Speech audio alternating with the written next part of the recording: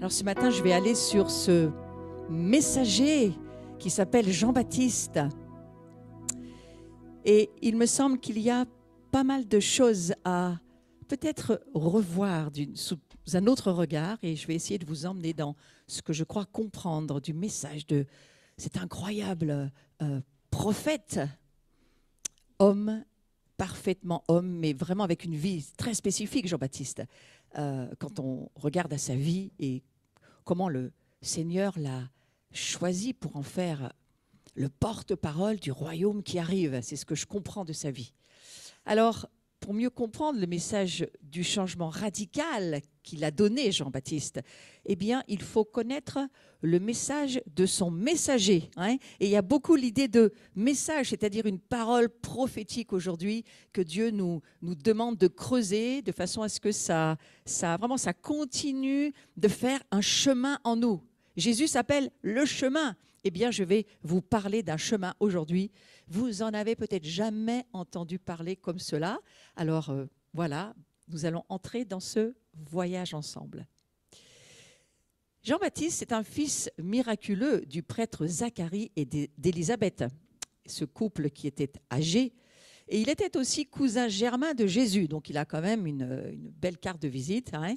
C'est un apôtre que j'appellerais, moi, l'apôtre de la repentance.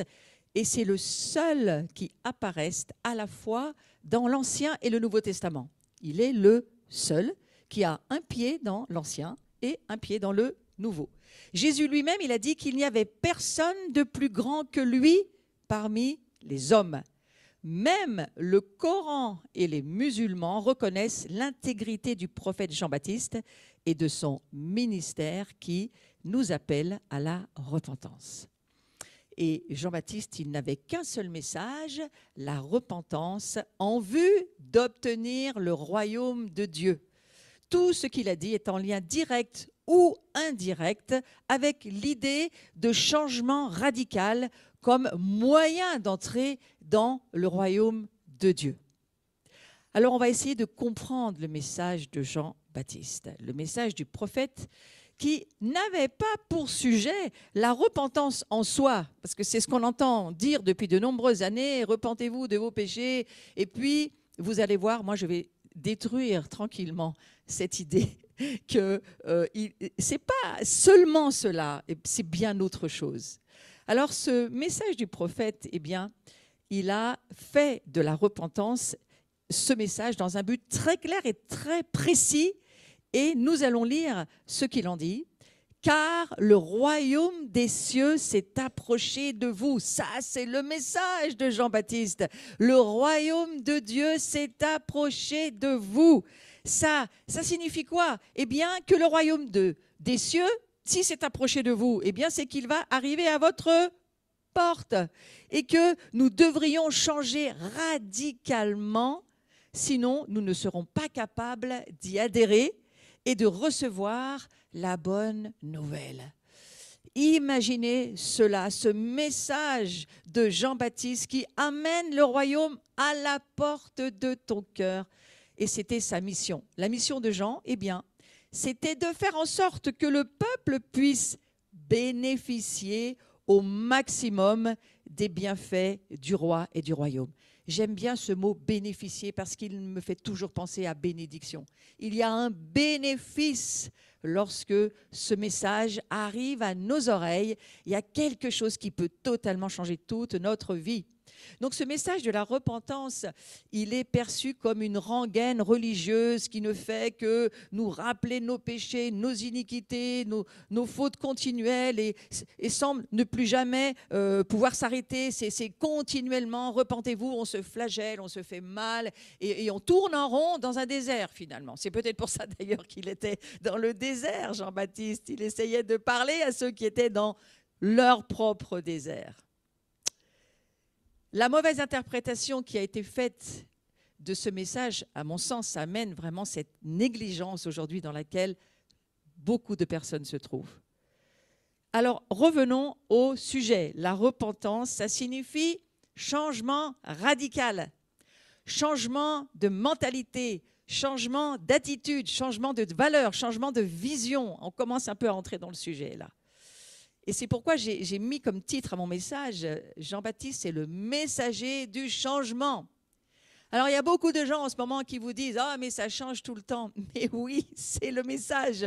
Et ce que nous traversons, eh bien, ça va peut-être nous apprendre à pratiquer le changement, hein, le changement de beaucoup de choses. Alors, ce changement radical, il inclut aussi le renoncement au péché, mais ce n'est pas le but ultime de la repentance. C'est juste le premier pas. L'Église a mis l'accent sur le combat contre le péché plus que sur l'engagement de l'être humain à changer radicalement dans tous les aspects de sa vie spirituelle, affective, sentimentale, morale. Le péché en lui-même, c'est-à-dire comme l'acte de péché, ce n'est pas ce qui nous préoccupe véritablement en ce moment. C'est plutôt notre état naturel de pécheur qui pose problème. La nature adamique, la vieille nature dont la Bible parle, c'est cela qui pourrait bien être le réel problème. Jean-Baptiste, on va le voir tout du long de mon message ce matin, il n'a pas du tout un message de condamnation, mais il a plutôt un message de réconfort, un message de consolation. Si je vous parle de Jean-Baptiste, je ne suis pas sûre que vous m'auriez dit le grand consolateur, le grand réconforteur, parce que vous m'auriez dit « Oh non, lui, il frappe et il faut se flageller et renoncer à notre vie et puis se mettre la tête dans le sable et tout le jour se repentir. » Mais ce n'est absolument pas le message de Jean-Baptiste seulement. Jean-Baptiste n'a pas dans son cœur ce message tronqué, parce qu'il est tronqué ce message. Si on s'arrête qu'à ça, ça n'a pas de sens. Jean-Baptiste, lui, son message, c'est la consolation, c'est le réconfort. C'est un message de joie, de liberté, de délivrance, d'amour. Mais surtout, c'est un message d'espoir au sujet de la venue du grand roi. Et pas seulement du grand roi, mais de son royaume parfait. Lui porte dans son cœur la présence de Dieu, Jean-Baptiste, le royaume de Dieu, la gloire de Dieu. Il sait dans la révélation ce qu'il porte, il aura le discernement de voir le Messie et c'est pour cela qu'il va amener un message de changement. Pas un changement pour le changement, un changement pour un but. Et je le développerai cet après-midi et je vous emmènerai dans les profondeurs de cela. Mais ce matin, je veux rester sur ce message de Jean-Baptiste. Réconfort, consolation. Commencez à changer votre mentalité. C'est ça que veut dire la repentance. Hein. Métanoïa, changez vos opinions sur ce que vous pensiez qu'il était et la façon dont vous voyez les choses. Parce que la religion vous fait voir à sa manière. Mais la Bible, elle, c'est une parole vivante et elle vous fait voir autrement. Donc, encore des changements aujourd'hui. Jean-Baptiste, le consolateur. Jean-Baptiste, le prophète de la vision. Celui qui vous amène l'espoir du royaume. C'est ça qui fait Jean-Baptiste. Alors, allons lire dans Luc, chapitre 3, versets 5 à 6, et écoutez ce que Luc dit concernant Jean-Baptiste. Voilà ce qu'il dit. C'est la voix de celui qui crie dans le désert. Préparez le chemin du Seigneur, aplanissez ses sentiers, toute vallée sera comblée, toute montagne, toute colline seront abaissées. Ce qui est tortueux sera redressé et les chemins raboteux, inégaux, rugueux seront aplanis et toute chair verra le salut de Dieu. Je vais rajouter les Juifs compris. Après la soirée d'hier soir, on est obligé de se dire, les Juifs aussi vont voir, mais quelle extraordinaire nouvelle. Eh bien, Jean-Baptiste, lui, il prêche aux Juifs d'abord, hein, c'est pas aux païens qu'il prêche. Et il leur dit ceci, je vais aplanir, je vais niveler, voilà, nous allons préparer une voie royale, parce qu'il y a quoi qui arrive? Un royaume parfait, extraordinaire, dont le gouvernement, le roi, le prêtre, ça va être un homme Dieu. Alors, comme il ne peut pas le dire comme ça, parce qu'il n'aurait pas réussi à vivre jusqu'à ce que déjà on lui a coupé la tête, mais il aurait vécu peut-être encore moins longtemps. Donc, son message, il l'amène avec tout son cœur. Et son principal message de Jean-Baptiste, il s'inspire de quoi? Parce que qu'est-ce qu'il lit, qu'est-ce qu'il entend, Jean-Baptiste? Mais il lit la Torah, il a les écrits. Et alors, Jean-Baptiste, il s'inspire de Ésaïe 40. Il se définit comme celui qui crie dans le désert, qui prépare le chemin pour le Seigneur. Bien sûr que c'est écrit par le prophète Ésaïe, mais le message d'Ésaïe, c'est qui va accomplir le message d'Ésaïe? Eh bien, c'est Jean-Baptiste. Alors Jean-Baptiste, eh bien, il manifeste la révélation d'Ésaïe. C'est lui qui va manifester le grand représentant, mais qui va accomplir la parole prophétique d'Ésaïe. Eh bien, c'est Jean-Baptiste. Alors, lisons-le. Et c'est pourquoi j'aimerais que ce matin, vous changiez votre vision de qui est Jean-Baptiste. Écoutez ce qu'il dit. Consolez. Alors, je suis dans Ésaïe chapitre 40 et on va lire les 11 premiers versets. Mais vous l'avez à l'écran si vous suivez sur YouTube. Consolez, consolez mon peuple, dit votre Dieu. Parlez au cœur de Jérusalem. Criez que sa servitude est finie, que son iniquité est expiée, qu'elle a reçu de la main de l'Éternel au double de tous ses péchés. Une voix crie, préparez au désert le chemin de l'Éternel, aplanissez dans les lieux arides une route pour notre Dieu, que toute vallée soit exaucée, que toute montagne et toute colline soient abaissées, que les coteaux se changent en plaine et les défilés étroits en vallons. Alors la gloire de l'Éternel sera révélée. Et au même instant, toute chair le verra. Car la bouche de l'Éternel a parlé, une voix dit « Crie !» Et il répond « Mais que crierai-je ? Toute chair est comme l'herbe et tout son éclat comme la fleur des champs. L'herbe sèche, la fleur tombe, quand le vent de l'Éternel souffle dessus. Certainement, le peuple est comme l'herbe sèche, la fleur tombe. Mais la parole de notre Dieu subsiste éternellement. Monte sur une haute montagne, Sion, pour publier la bonne nouvelle. Élève avec force ta voix, ne crains point, dis aux villes de Juda, voici votre Dieu, voici le Seigneur. L'Éternel vient avec puissance et de son bras il commande. Voici le salaire est avec lui et les rétributions le précèdent. Comme un berger, il paîtra son troupeau, il prendra les agneaux dans ses bras, il les portera dans son sein, il conduira les brebis qui allaitent. Voilà le message que porte Jean-Baptiste.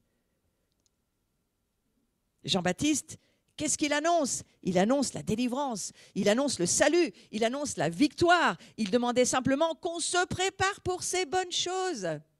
Et le message de Jean-Baptiste, eh bien, c'est un message de quoi? De libération. Il nous encourage à nous préparer moralement, mentalement, en rejetant le péché et les obstacles, les montagnes, toutes ces montagnes de péché, de séduction, de difficultés. Eh bien, lui, il dit, mais vous savez, ça va être aplani, vous inquiétez pas, parce que Jésus arrive dans ta vie, ça va être aplani. C'est ça qu'annonce Jean-Baptiste, un message extraordinaire. Et il va même jusqu'à faire comprendre que l'heure est venue à toute chair, c'est-à-dire, écoutez bien, à tout humain sans exception. À qui il parle, Jean-Baptiste, d'abord? Il parle aux Juifs. Donc il est en train de dire à ses frères juifs, vous savez, il n'y aura pas d'exception. C'est incroyable cette prophétie. Jésus n'était encore pas venu. Comment est-ce qu'il pouvait voir Ésaïe et même Jean-Baptiste? Comment pouvait-il voir ce que Jésus réellement portait? Eh bien, il le portait sans le comprendre certainement totalement. Mais il voit le salut pour le monde entier et pour tous les Juifs. Toute chair, c'est-à-dire tout humain sans exception, verra le salut, la délivrance, la guérison de Dieu. Alors cette préparation, c'est comme un appel à quoi? Ce qu'on vient de lire, pour moi, je me dis, eh bien, c'est un appel à enlever tous les obstacles, la saleté, nos vêtements sales, toutes les fosses dans lesquelles on a pu tomber, toutes nos histoires, eh bien, toutes ces choses doivent partir en termes d'obstacles au moyen de la repentance. Mais souvenez-vous, pourquoi? Pourquoi? Eh bien, parce que la gloire de l'Éternel va être révélée. Là, c'est au futur dans le texte que je viens de lire. Mais aujourd'hui, nous pouvons le mettre au présent. La gloire de l'Éternel se révèle dans les vies qui croient dans ce message de Jean-Baptiste et d'Ésaïe. Jean-Baptiste, il est l'apôtre qui rend témoignage à la lumière. Il parle de la gloire de Dieu. Christ, l'étoile du matin, pour que le monde croie en lui. Cette gloire qu'il voit dans la révélation. Et que cette lumière puisse briller sur le monde entier, Israël compris. On a tendance à penser que Jean-Baptiste, il parle aux païens d'abord. Non, non, non. Il parle d'abord à son peuple.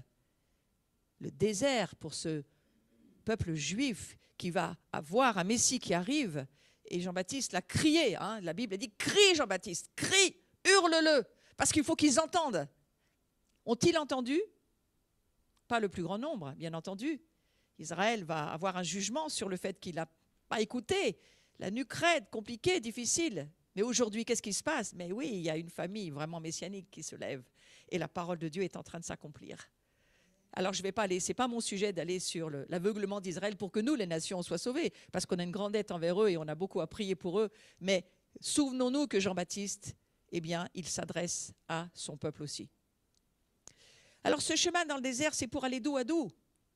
Eh bien, c'est pour aller de l'esclavage à la royauté. Et je vous rappelle juste qu'ils avaient tous, pour la plupart, une mentalité d'esclave. Nous avons tous, pour la plupart, une mentalité d'esclave. Et en ce moment, particulièrement, le diable appuie sur cela. Il veut nous faire esclaves de la peur. Il veut nous faire esclaves de l'anxiété, esclaves de ce qu'il veut nous imposer. Bon, c'était la même chose du temps de Jean-Baptiste aussi. Hein. L'Empire romain, ce n'était pas quelque chose de facile non plus. Hein. Il me semble bien que c'est la même chose qui est en train de revenir du reste. Alors écoutez ce que la Bible nous dit. Nous allons lire Ésaïe, chapitre 43, verset 19. C'est toujours le message que porte Jean-Baptiste. Voici, je vais faire une chose nouvelle, sur le point d'arriver. Alors écoutez, si ça fait 2000 ans que c'est sur le point d'arriver, même si Dieu n'a pas de temps hein, dans son espace, c'est aussi pour nous cette parole. Ne la connaîtrez-vous pas? Je mettrai un chemin dans le désert et des fleuves dans la solitude. Il est celui qui crée le chemin dans le désert. Et il est celui qui crée les fleuves dans la solitude. Mais quelle révélation! Je prie que cette révélation soit sur nous ce matin. Et si vous êtes sur YouTube, eh bien, écrivez dans le chat. Il crée maintenant un chemin pour moi. Il crée maintenant des fleuves pour moi dans mon désert de solitude. Il le fait pour moi. Écrivez-le. Il crée un chemin pour moi. Écrivez-le, c'est important si vous suivez ce qu'il se passe en ce moment. Écrivez-le, pourquoi? Parce qu'en l'écrivant, vous le scellez sur votre vie. Dans la salle, pour ceux qui sont en présentiel, écrivez-le dans vos notes. Il crée un chemin pour moi maintenant. Au milieu de ces tribulations que nous commençons à traverser, au milieu de cette épidémie qui va continuer avec ses variants, nous le savons, eh bien, il crée un chemin, il crée des fleuves. Oh, mais merci Seigneur. Alors Jean-Baptiste, il se réfère à ce prophète d'Ésaïe qui a annoncé aux enfants d'Israël en captivité. Sachez qu'Ésaïe, il écrit, lui, à ceux qui sont en captivité à Babylone. Mais qu'est-ce qu'il fait, Jean-Baptiste? Il reprend le passage d'Ésaïe et il se dit, eh bien Israël maintenant est en captivité dans sa propre terre, dans son propre désert. Ils sont de nouveau en captivité par tout ce qu'ils sont en train de vivre. Et Jean-Baptiste, il voit ce qui se passe dans la société dans laquelle il est. Et il reprend ce message et il le redonne à son peuple. Et la parole prophétique, vous voyez la puissance de la parole de Dieu qui a ces profondeurs de profondeur, de profondeur, de science et de connaissance. Donc ce message de la bonne nouvelle que déjà Ésaïe va annoncer à ceux qui sont en captivité à Babylone, eh bien Jean-Baptiste va le reprendre pour ceux qui sont en captivité dans la terre promise, c'est presque ça. Ouais. Le chemin miraculeux dans le désert, on vient de le lire, hein. C'est une ligne directe, on va dire c'est un raccourci de l'esclavage à la royauté. On dit toujours que ce chemin, il a été très long dans le désert. Moi, je trouve qu'il n'a pas été peut-être si long que ça, parce que pour passer de la terre au ciel, il faut quand même un certain temps hein, de préparation. Eh bien, ça a été ce chemin de sortir de l'Égypte à bras étendus. Le Seigneur l'a fait par ses miracles. Hein. On y arrive bientôt, nous, à la Pâque. Et on va se souvenir de tout ce voyage que nous devons nous-mêmes faire sur la terre. C'est bien de cela dont je vous parle ce matin. Jean-Baptiste nous présente celui qui enlève le péché une fois pour toutes. Il est celui qui nous délivre de toutes nos difficultés. Il est celui qui nous apporte la paix. ôter le péché de nos vies. C'est quoi? Qu'est-ce que ça veut dire pour nous? Ça veut dire qu'on va attaquer le mal à sa source. La Bible nous dit que le péché, c'est la source de tous nos problèmes, de toutes nos maladies, de la pauvreté, de la guerre, du crime, de la jalousie, du vol, du meurtre. C'est bien le péché qui le fait. Eh bien, Jean-Baptiste va dire, voilà l'agneau de Dieu. Regardez, c'est lui, l'agneau de Dieu qui enlève le péché du monde. Incroyable parole. Mais comment est-ce qu'il peut savoir ça si ce n'est par l'Esprit de Dieu? Donc, c'est le sang de l'agneau qui nous rachète du péché. Le péché étant l'ennemi numéro 1 du royaume de Jésus. J'aimerais vraiment que vous écriviez ça sur vos notes ou sur le chat si vous suivez sur YouTube. Le péché est l'ennemi numéro 1 du royaume de Dieu. Ouais. L'agneau de Dieu, c'est la seule, unique solution à tous les problèmes de l'humanité. Vous savez, aujourd'hui, on voit, il y a beaucoup d'interrogations, même beaucoup de prophéties qu'on dit être de Dieu, où on se mêle des affaires de ce monde. Eh bien, Jésus ne nous demande pas, ni Jean-Baptiste, de faire cela. Ce que la bonne nouvelle, je n'ai pas dit la mauvaise nouvelle, la bonne nouvelle de l'Évangile nous propose, eh bien, c'est ce message-là. Voilà. Réglez vos problèmes de péché. Et quand vous aurez réglé vos problèmes de péché, que vous entrerez dans le Messie, eh bien, vous verrez, tout va prendre de la clarté, de la lumière, et vous ne vous battrez plus contre des moulins à vent, parce que beaucoup, même de chrétiens, aujourd'hui, se battent contre des moulins à vent. Ce n'est pas le bon combat, c'est pas, n'entrons pas dans la politique, n'entrons pas dans les affaires de ce monde. Ce n'est pas ce que Jean-Baptiste ni Jésus nous demandent de faire. Jean-Baptiste, il n'était pas venu pour que les gens croient en lui, hein, ou entrent dans son royaume à lui, mais il voulait juste qu'ils se repentent pour une chose. Pour croire en Jésus, ça c'est la première des choses. Mais surtout pour que chacun puisse devenir un citoyen du royaume. Et c'était ça sa pensée. Que chacun puisse devenir un citoyen du royaume de Dieu. Et que cela soit visible. Donc il ne travaillait pas pour sa gloire. Il voulait même s'effacer pour que la gloire du royaume de Dieu soit plus visible. C'est lui qui a dit, il faut que Jésus, l'onction, le royaume grandisse, mais il faut que moi je diminue. Il avait tout à fait saisi la parole de vérité, la parole juste.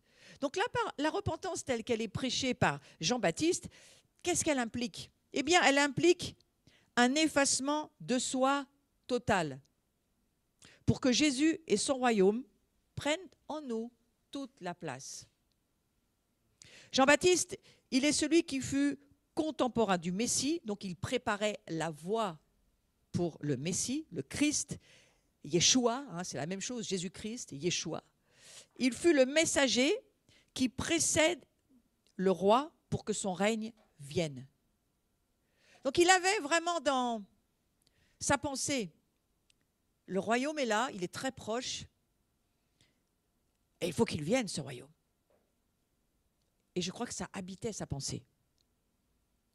Pourquoi? Parce qu'il entendait aussi la prière de Jésus. Notre Père qui es aux cieux, que ta volonté soit faite, mais surtout quoi? C'est quoi sa volonté à Dieu? Que ton royaume vienne. Que ton royaume vienne. Et ça, il a dans sa pensée, Jean-Baptiste. Le royaume de Dieu arrive, mais personne n'est capable de pouvoir le comprendre ni l'attraper. Ils sont juste dans leur religion. Ils ne comprennent pas que le royaume de Dieu, le Messie est là, ils ne le voient pas, ils ne l'entendent pas, ils ne comprennent pas. Ils sont enfermés dans leur rite, dans leur tradition. C'est ça que Jean-Baptiste voit. Donc il est le messager qui précède le roi et le royaume. Et la mission du prophète, eh bien, c'est de préparer les habitants à ne pas manquer la venue du roi. Ça, c'est un vrai travail de prophète. Ouais. Que vous ne manquiez pas la venue du roi, mais travaillez à faire qu'on ne manque pas la venue du prochain président. Excusez-moi, ce n'est pas notre travail. Par contre, oui, la venue du roi Jésus-Christ. Ouais. Parlons, crions à haute voix. Nous avons un vrai roi qui revient, un vrai Messie qui revient. Oui, il est là. Nous l'annonçons, cette bonne nouvelle. Occupons-nous des affaires du royaume et je ne vous conseille pas de vous occuper des affaires de ce monde.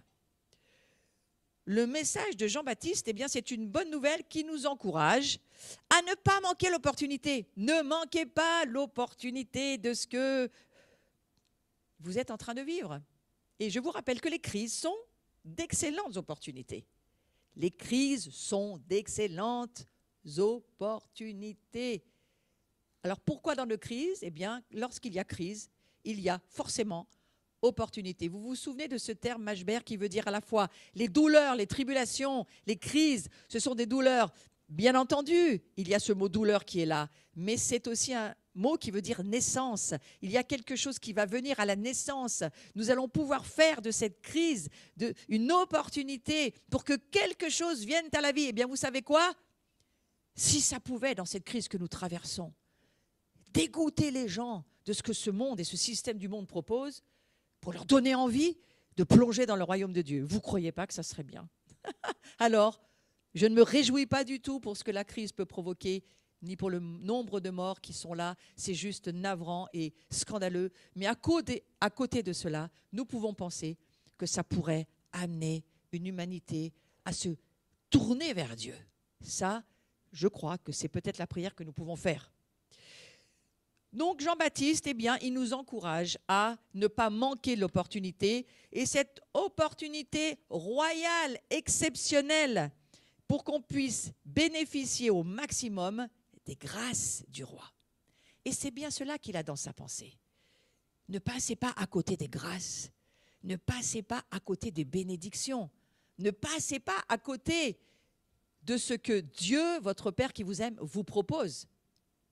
Donc, il nous présente, Jean-Baptiste, celui qui enlève le péché une fois pour toutes. Imaginez ce qu'un juif peut ressentir, alors que lui, il va au temple, il a tous ces animaux qu'il amène une fois par an, et puis chaque fois qu'il pêche, et tout ce protocole incroyable qui a été établi pour que, évidemment, la crainte de Dieu est là sur le peuple juif, et alors, ils savent qu'il faut sacrifier, ils savent qu'il faut que le sang soit versé, mais pour eux, un message, mais effrayant pour eux, je veux dire, pour eux c'est les animaux, il faut faire avec les animaux. Et là il y a un homme qui s'appelle Dieu et qui dit que tous nos péchés sont effacés.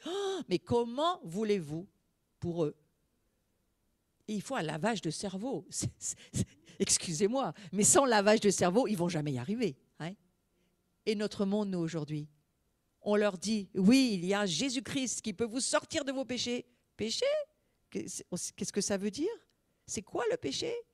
Alors qu'aujourd'hui, tout est permis, et je ne veux pas faire la liste, parce que je veux garder ma tête encore quelques années, mais je pourrais vous faire une liste qui serait contre nos lois. Ouais, je ne vais pas le faire. Donc il est ce Jésus, ce Yeshua, qui nous délivre de toutes nos difficultés et qui nous amène la paix. Alors, je vais aller plutôt là-dessus. Nous avons, nous aussi, pour nous aujourd'hui, nous aussi, nous avons vaincu le péché et le diable. Nous aussi, qui sommes chrétiens. Grâce à quoi? Au sang de l'agneau. Au travers de la repentance, l'homme ne doit plus combattre contre le péché. Et c'est, je crois, cela qui pose gros problème aux chrétiens d'aujourd'hui qui se battent contre le péché. Mais on n'a pas à se battre contre le péché. Parce que Jésus l'a déjà fait. Lui, il est mort sur la croix, il a vaincu non pas seulement nos péchés, mais le pouvoir du péché. Donc Jésus, lui, c'est déjà fait. Ne vous battez pas pour quelque chose qui est déjà fait.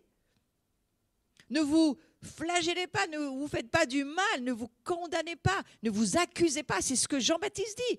Il est l'agneau de Dieu qui enlève le péché du monde. Il le fait, il l'a fait, et c'est fait pour l'éternité. Et c'est fait, vous savez, c'est comme un endroit continuellement ouvert, où vous pouvez aller, comme le temple était continuellement ouvert, et vous pouvez aller, et il va, si vous confessez vos péchés, il vous les lave dans la seconde. Il n'y a plus besoin de faire de sacrifices d'animaux. Et c'est ça que dira Jean-Baptiste. Lui, il vient et il enlève le péché. Il aurait pu dire des Juifs, hein? Non, du monde. Du monde. C'est incroyable. Notre combat, ce n'est pas de nous battre contre le péché. Je vous le redis. Notre combat, c'est de croire ce que Dieu dit. C'est de croire la parole de Dieu, de croire que ce qu'il nous dit est vrai, de qui nous sommes en lui. Donc c'est un combat à croire Dieu, et la repentance, ça veut dire quoi? Métanoïa, change ce que tu crois.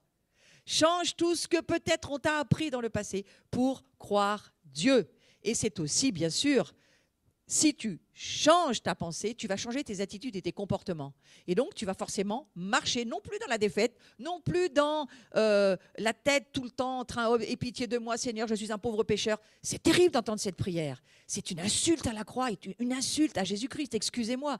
Bien sûr qu'on se reconnaît faire encore des péchés, mais Dieu a déjà eu pitié, il a déjà tout fait pour nous, il est mort pour nous, il est en gloire dans son ciel, et aujourd'hui il nous dit, mais est-ce que vous ne pouvez pas voir que moi je voudrais vraiment vous proposer une bonne vie une bonne vie, quelque chose de bon. Passez pas votre temps à pleurer. Alors c'est vrai qu'il faut pleurer, on le verra cet après-midi, il faut pleurer sur certaines choses, mais il faut aussi savoir se réjouir. Ouais.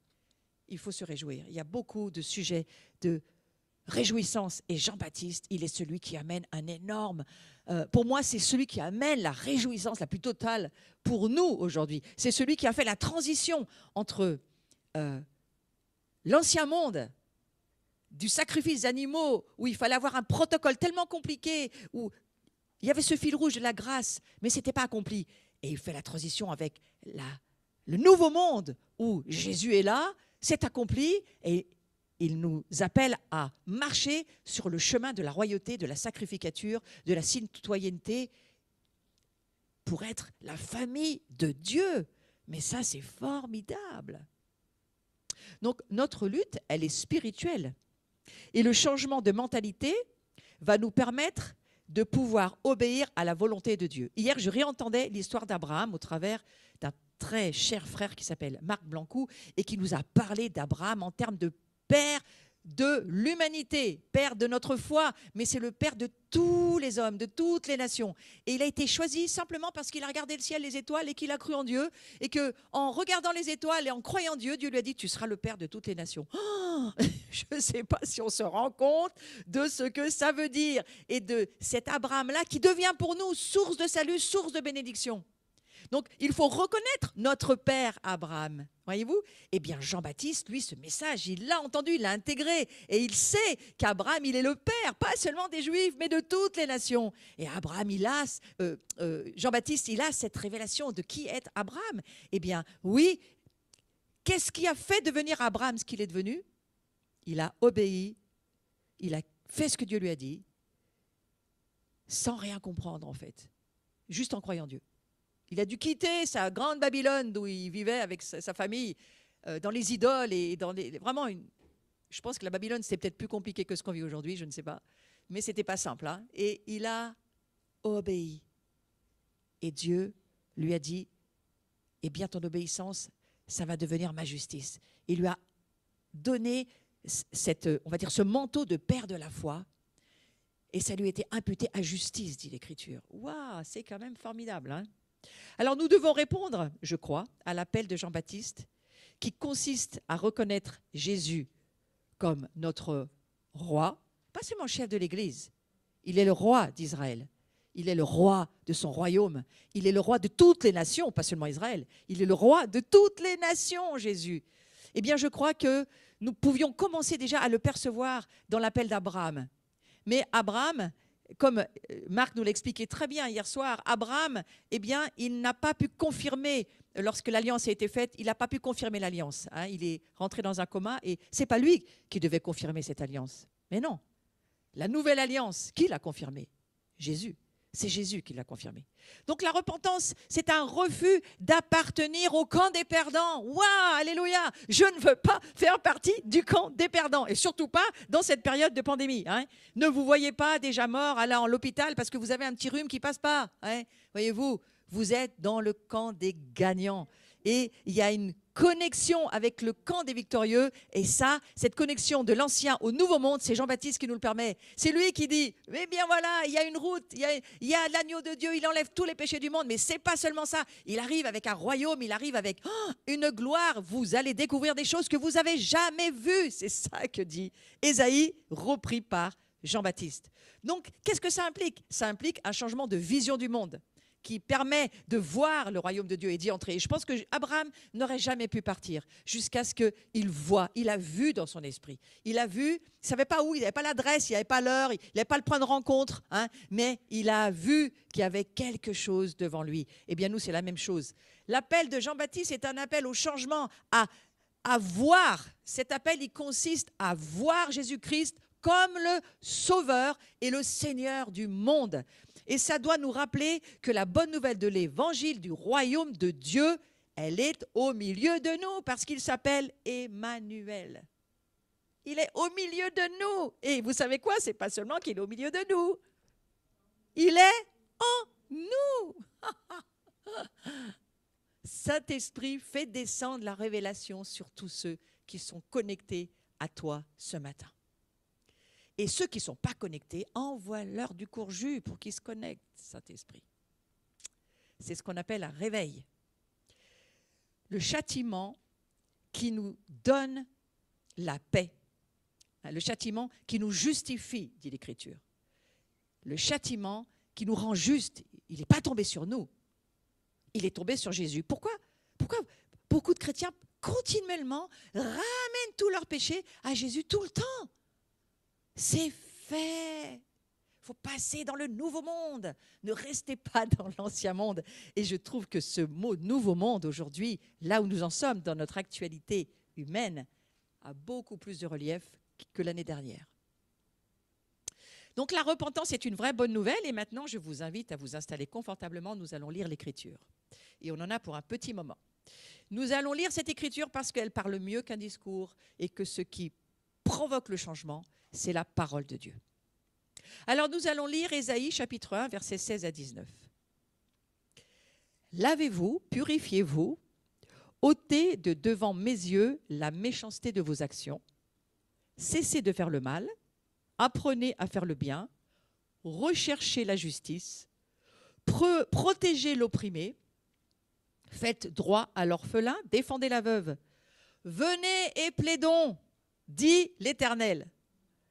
Si vos péchés sont comme le cramoisi, ils deviendront blancs comme la neige. Ils sont rouges comme la pourpre, ils deviendront comme la laine. Si vous avez de la bonne volonté, si vous êtes docile, entourez les deux si vous avez de la bonne volonté, il faut que votre volonté soit engagée dans ce processus de changement. Et si vous êtes docile, c'est-à-dire que le mot docile, dans d'autres traductions, dit si vous êtes obéissant. Vous voyez, l'obéissance, c'est de la docilité. La désobéissance, c'est de la dureté. Et vous mangerez, ah là, voilà la promesse, vous mangerez les meilleures productions du pays. Il aurait pu mettre, vous mangerez des productions, hein, ça aurait été déjà bien. Eh bien non, il dit, vous aurez le meilleur. Avec Dieu, on a toujours le meilleur. Donc, ne me dites pas que c'est une mauvaise nouvelle. C'est une bonne nouvelle. Dieu nous dit, voilà, défais-toi de tes péchés parce que si tu fais ça, et si tu me fais confiance dans moi, ce que je t'apporte en termes de mon fils qui va régler toutes tes affaires de péché, eh bien, tu vas bien vivre. C'est ça que ça veut dire. Maintenant, nous allons voir Ézéchiel, chapitre 18, verset 23. « Ce que je désire, est-ce que le méchant meurt, dit le Seigneur ?» Alors, c'est des traductions parfois un peu anciennes, mais il y a des mots que j'ai choisis parce que je les trouve plus parlants que d'autres. Mais est-ce que mon désir, c'est que le méchant meure? C'est ça la question. N'est-ce pas qu'il change de conduite et qu'il vive? Voilà ce que Dieu répond. Non, je n'ai pas envie que les méchants y meurent. Oh, frères et sœurs, combien de chrétiens dans leur prière? Oui, mais ils sont pécheurs, Seigneur, nous pardonne-leur, mais ils sont pécheurs. Eh bien, le Seigneur dit oui, priez qu'ils changent de conduite. Prions que nos nations changent de conduite. Mais ce que Dieu souhaite, c'est que les nations vivent. Jérémie, chapitre 3, verset 12. Va, crie ces paroles vers le septentrion. Donc c'est Dieu qui dit à Jérémie de dire. C'est Jérémie qui parle, mais c'est Dieu qui parle au travers de Jérémie. Reviens, infidèle Israël, dit l'Éternel. Je ne jetterai pas sur vous un regard sévère, car je suis miséricordieux, dit l'Éternel. Je ne garde pas ma colère à toujours. Donc Dieu, il est en train de se justifier, en train de dire, mais en gros, c'est arrêtez d'avoir peur de moi maintenant. Je suis miséricordieux. Je suis gentil. ma colère, oui, quand même, j'ai peut-être un petit peu le droit de me mettre en colère avec tout ce que vous faites, mais mon cœur vous aime. Moi, c'est ça que j'entends quand je lis ce passage. Ensuite, Jérémie, chapitre 3, versets 14-15.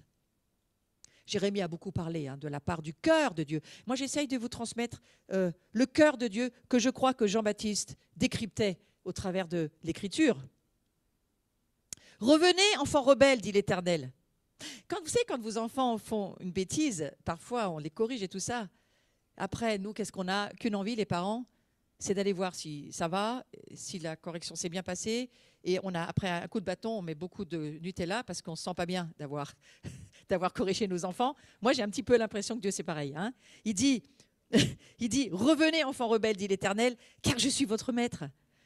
Je vous prendrai un d'une ville, deux d'une famille, je vous ramènerai dans Sion. Je vous donnerai des bergers selon mon cœur. Ils vous paîtront avec intelligence et avec sagesse. Vous voyez, ça, c'est le cœur de Dieu. On va lire aussi Jérémie, chapitre 4, versets 1 et 2. « Israël, si tu reviens à moi, dit l'Éternel, si tu ôtes tes abominations de devant moi, tu ne seras plus errant. Si tu jures, l'Éternel est vivant, avec vérité, avec droiture, avec justice, alors les nations seront bénies en lui et se glorifieront en lui. » Vous voyez, les nations sont déjà présentes. Les nations ont toujours été présentes dans le cœur de Dieu. Il y a des personnes qui se demandent, mais est-ce que les nations, ça vient de Dieu? Bien sûr, tout l'évangile, toute la parole de Dieu parle des nations. Et enfin, sur ce passage de 2 Corinthiens, chapitre 6, versets 15 à 18. Quel accord y a-t-il entre Christ et Bélial? Ou quelle part a le fidèle avec l'infidèle? Quel rapport y a-t-il entre le temple de Dieu et les idoles? Car nous sommes le temple du Dieu vivant, comme Dieu l'a dit. J'habiterai, je marcherai au milieu d'eux, je serai leur Dieu, ils seront mon peuple. C'est pourquoi sortez du milieu d'eux, séparez-vous, dit le Seigneur. Ne touchez pas ce qui est impur, je vous accueillerai, je serai pour vous un Père. Vous serez pour moi des fils et des filles, dit le Seigneur Tout-Puissant. Mais ça, c'est un texte qui est repris, voyez-vous. Et Dieu, il ne parle pas, je ferai de vous des ministères et des apôtres et des prophètes. Il dit, je ferai de vous des fils et des filles. Je suis un père. Cherchez à être mes enfants, cherchez à être de ma famille. Ne cherchez pas à être appartenant à un système religieux ou être quoi que ce soit d'une structure quelconque. Dieu nous dit, je suis Dieu, je suis un père. Alors, voilà les promesses. Moi, je voulais vous amener quelques promesses. Il y en a beaucoup, beaucoup. Mais commencez à voir les promesses de Dieu. Le message de la repentance, c'est un message pour nous encourager, pas pour nous décourager, pas pour nous attrister. Alors, à chaque fois qu'on nomme un péché, on dit toujours « mais le Saint-Esprit s'attriste ». Alors, ça fait encore plus triste que ce qu'on est triste. Mais sachez que le Saint-Esprit, il vient pour nous révéler toutes choses. Et lui, le Saint-Esprit, ce qui l'attriste, c'est lorsqu'on offense la grâce de Dieu. Alors, n'offensons pas la grâce de Dieu. Ne négligeons pas le grand salut que Dieu a pourvu pour nous et ne mettons pas sur Jean-Baptiste ce regard extrêmement négatif d'un homme vêtu de peau de chèvre qui mange des sauterelles et qui est un pauvre bougre qui finalement, c'est pas très drôle tout ce qu'il amène dans ce monde. Mais ça, c'est complètement religieux. Ça n'existe pas dans l'Écriture. Ce message que porte Jean-Baptiste, il doit nous pousser de l'avant, il doit nous encourager à voir les promesses de Dieu. Il doit nous donner l'envie d'aller rechercher ces promesses. Et vous savez quoi? Dieu aime qu'on lui rappelle toutes ces promesses. C'est pas seulement qu'on lui rappelle, Dieu aime qu'on les prie. On vient de lire dans Ésaïe, plaidez avec moi. Montez dans les cours de justice et plaidez avec moi. Dans mon royaume, il y a beaucoup d'endroits. Et il y a un endroit où moi, je peux être avocat pour vous, où il y a le juge, mais il y a l'avocat. Moi, je suis l'avocat pour toi, pour toute ta vie. Si Jésus est l'avocat pour nous et qu'il sait toutes choses et qu'il est le parfait Dieu de justice et d'équité, chers amis, on n'a aucun souci à se faire. Il nous aime vraiment. Il suffit juste de lui amener notre péché et il pardonne. Mais pourquoi est-ce qu'on lui amène notre péché? Parce qu'on veut vivre dans son royaume, parce qu'on veut vivre dans sa gloire, parce qu'on veut avoir accès à sa présence, on veut avoir accès à toutes ses promesses. Donc Dieu veut faire entrer les repentants dans sa royauté pour les anoblir. Dieu veut faire de nous ce qu'il est. Il est roi, il est prêtre sacrificateur au travers de Christ et il veut nous rendre semblables à lui. Les passages mentionnés tout au long de cet enseignement associent directement la repentance au bonheur, aux faveurs, aux récompenses. Voilà. Alors, souvenez-vous de Jean-Baptiste comme ça. Bonheur, faveur, récompense. Pour moi, il est déjà le début de la partie horizontale de la croix. Il nous fait passer du royaume des ténèbres, parce que l'ancien système religieux, le grand prêtre déchirera son manteau face à Jésus qui se présentera comme le Messie. Il va déchirer son manteau, le grand prêtre, de rage, alors que Jésus dit qu'il est roi. Et lui, le grand prêtre, il dit pas moyen, il ne va pas prendre ma place. Il déchire son manteau de rage, mais moi je pense qu'il a déchiré sa sacrificature aussi. Et ça voulait dire cette ancienne sacrificature, elle est terminée. Et maintenant, on entre dans un nouveau monde, un monde où, oh là là, il va y avoir beaucoup de possibilités d'ouverture. Et on ne va pas trouver facilement les choses. Il va falloir aller les chercher. Il va falloir avoir une vraie relation avec Dieu. Il va falloir vraiment être de la famille. Il va falloir savoir vraiment qui est Dieu. Parce que Jésus dira à certains, oh, mais vous avez fait beaucoup de choses. Mais je ne vous connais pas. Vous avez fait des choses dans mon nom, mais je ne sais pas qui vous êtes. Mais comment vous voyez mon royaume? Qui suis-je pour vous? Alors il ne s'agit pas seulement, je le redis, de renoncer au péché, mais surtout de se repositionner pour une vie de bénédiction et de perfection. Donc je vous encourage à écrire, aujourd'hui, je me repositionne pour une vie de bénédiction, on l'a dit dès le départ, vie de bénédiction, mais pas seulement, pour une vie de perfection. Et sachez que la perfection, ça n'a rien à voir avec le mot humain compris, là encore il faut un changement de mentalité. La perfection, ça veut dire la maturité. Donc je suis décidée à mûrir dans la révélation de qui je suis, de ce que Dieu dit que je suis, de mon appel, de mon mandat, de ce qu'il attend pour moi. Je suis décidée à mûrir et pas à pourrir. Nous sommes des adeptes de Paris, tout est possible. Le renoncement est l'état naturel de l'homme pécheur. Renoncez à votre état de pécheur pour avoir une relation personnelle avec le Seigneur des Seigneurs. C'est le véritable sens du mot repentance. Je vais le redire autrement. La repentance, c'est renoncer aux pécheurs que nous étions, que nous sommes sans Dieu. C'est renoncer à l'état naturel de l'homme pécheur. Il faut y renoncer. Renoncer à cet état de l'ancien monde sans Dieu pour avoir une relation personnelle avec Jésus, parce que la repentance, c'est ça dont il est question. C'est un changement radical. Pourquoi radical? Eh bien parce qu'on ne peut pas faire partie des deux mondes. Ou on est dans l'un, ou on est dans l'autre. Mais on ne peut pas faire le grand écart. L'écart est trop grand. Donc nos jambes ne vont pas tenir. C'est pas possible. Vous allez tomber dans le trou. On verra ça cet après-midi. Mais c'est un changement radical et il faut renoncer au péché, mais pas seulement au péché. Il s'agit plus que de ne plus pécher en tant qu'acte. C'est un changement de mentalité et de culture mondaine, corrompue, pour se tourner vers un monde de bénédiction. Alors vous comprenez, si on est chrétien, mais qu'on passe toute notre vie devant la télévision à regarder ce que le monde nous propose, ta mentalité ne va pas changer. Parents, faites attention à vos enfants.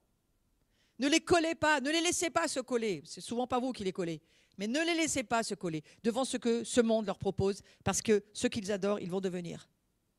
Faites attention. J'ai eu des enfants moi-même, je sais ce dont je parle.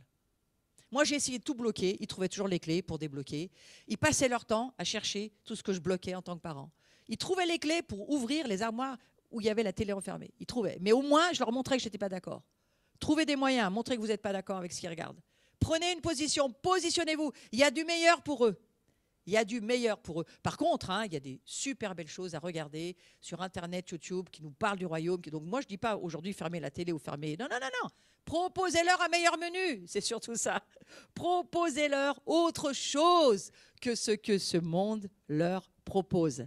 Parce qu'on ne peut pas rentrer dans le royaume de Dieu si nous sommes imbibés de la culture de ce monde, de la mondanité, de la séduction, de la pornographie, des saletés qu'on nous propose à la télévision, qui semblent d'ailleurs très belles et qui font très envie si on se place du côté de la chair. Mais nous ne sommes pas seulement une chair. Dites-vous à vous-même, je ne suis pas qu'un bout de viande, je ne suis pas que la chair, je ne suis pas seulement une âme. Non, je ne suis pas une âme, pas du tout. Je suis un esprit qui a une âme. je ne suis pas une âme.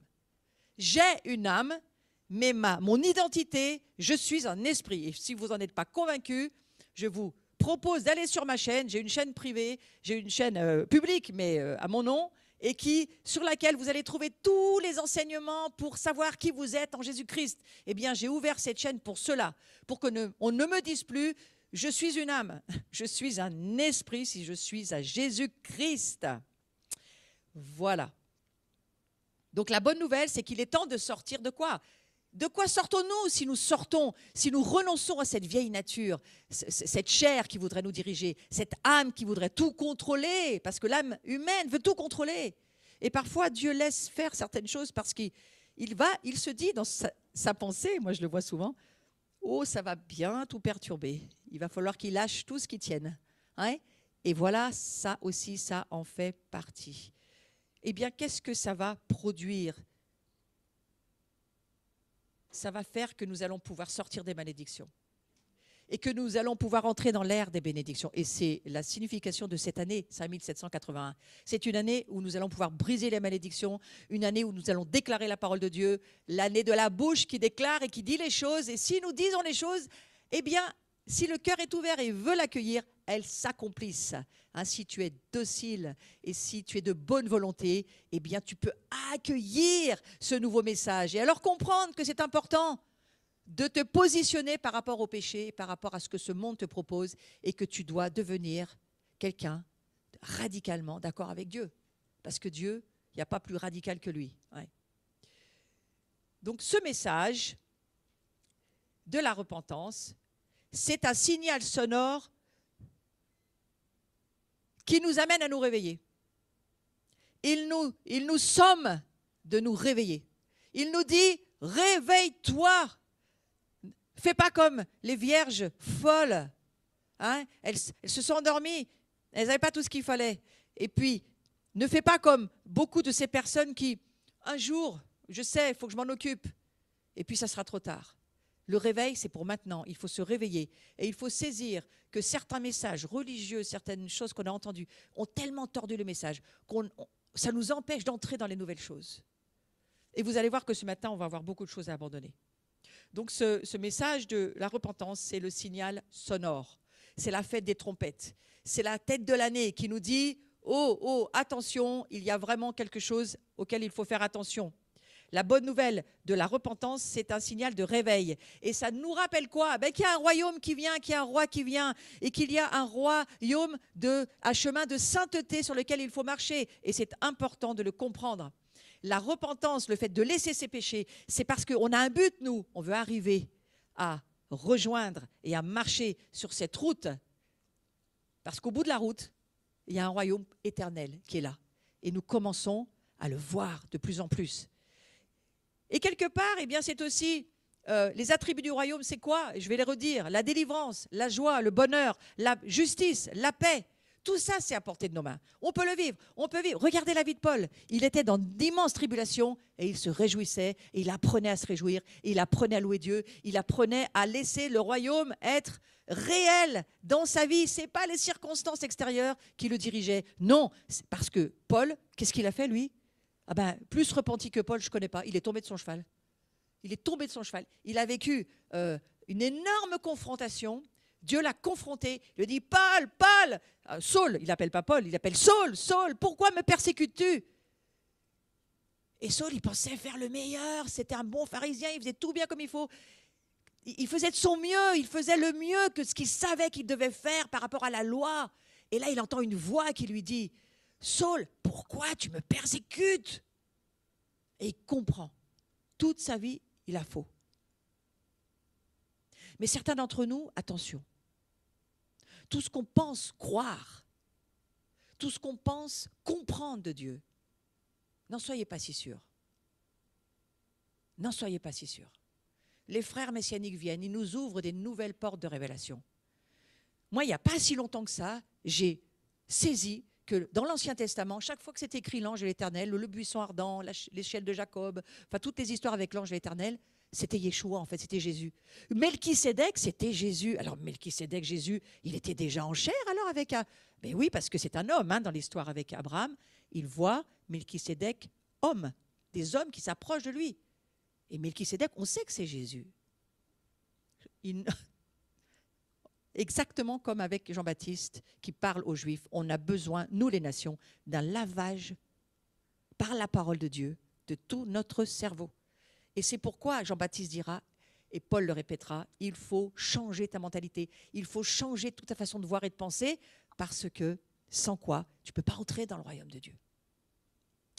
Donc je vais aller sur le fait que le royaume de Dieu, c'est comme l'héritage qui dort dans une banque.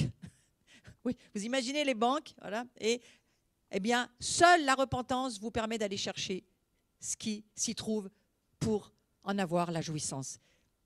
Dieu vous dit, vous avez l'autorité, mais l'autorité, si vous n'allez pas la chercher et l'exercer, elle ne fonctionnera pas.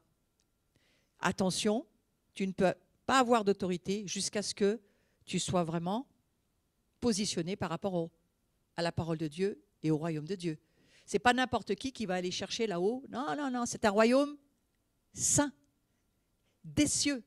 Et vous voyez, l'approche qu'on a pour connaître Dieu, voir sa face, le connaître et savoir quelles promesses on peut aller chercher maintenant, c'est pour nous. Eh bien, ça, c'est tout l'Esprit Saint qui gère le gouvernement du royaume de Dieu. Donc, ce n'est pas nous qui gérons, c'est l'Esprit Saint. Et c'est lui qui va nous dire quand, comment, avec quoi, où.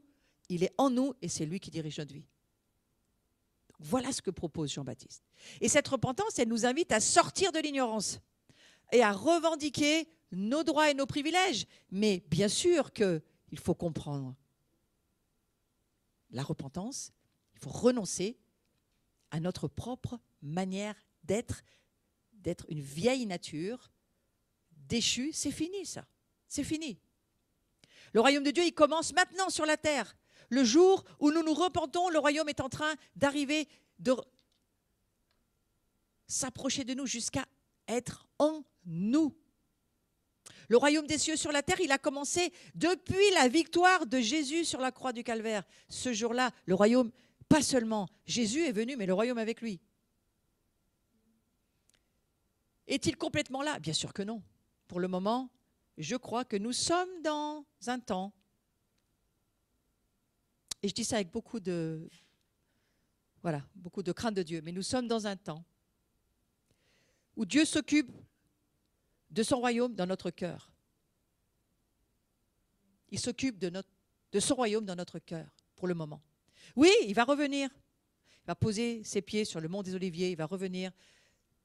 Et il y aura cette nouvelle Jérusalem et tout son royaume qui, à un moment donné, fera que toutes les nations du monde le reconnaîtront. Et il y aura toute cette histoire de jugement des nations. Mais par rapport à leur position et leur façon d'avoir été et traité Israël, sera le jugement. Mais à côté de ça, aujourd'hui, Dieu s'occupe du cœur. Il s'occupe du cœur de son épouse, du cœur de son armée.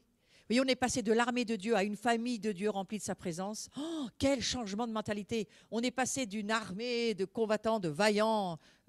J'ai presque envie de dire par moment, c'était peut-être zéro, parce que là où on en est aujourd'hui, on a quand même faux dans beaucoup de choses. L'Église, on a faux dans beaucoup de choses. Et c'est pas dur de le reconnaître. C'est juste de dire, eh bien, nous avons appris.